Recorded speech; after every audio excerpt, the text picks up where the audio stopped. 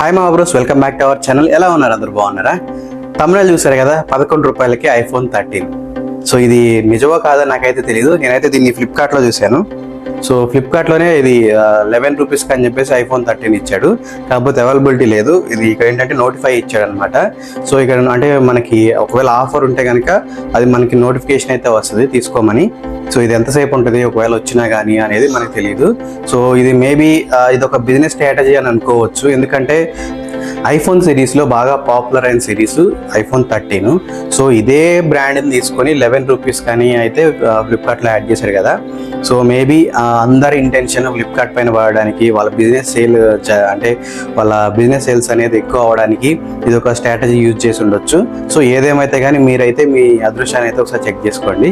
మనకి దగ్గరలో great India sale కానీ లేక ఫ్లిప్కార్ట్ బిగ్ బిలియన్ సేల్స్ అయితే వస్తుంది కదా. సో మేబీ దాని గురించి అయితే ఈ బిజినెస్ స్ట్రాటజీ అయి ఉండొచ్చు.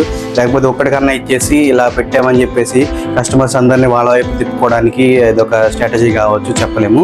సో మేబీ తెలియదు మరి ఏదో. సో మీలో ఎవరన్నా అదృష్టవంతులు ఉన్నట్లయితే మీకు రావచ్చు. ఒకవేళ వస్తే కనుక కంపల్సరీగా కామెంట్ సెక్షన్లో అయితే మెన్షన్ చేయండి. వేరే ఏదైనా ఫేక్ వెబ్సైట్లో కానీ ఫేక్ న్యూస్ వస్తే మనం నమ్మడానికి అయితే వీల్లేదు. కానీ సాక్షాత్తు ఫ్లిప్కార్ట్లోనే వచ్చింది. సో ఒకసారి మీ లక్ అయితే ట్రై చేసుకోండి. నాకైతే వస్తుందని నమ్మకం లేదు. సో ఎందుకంటే మనకు అంత లక్ ఉంటుంది అనమాట.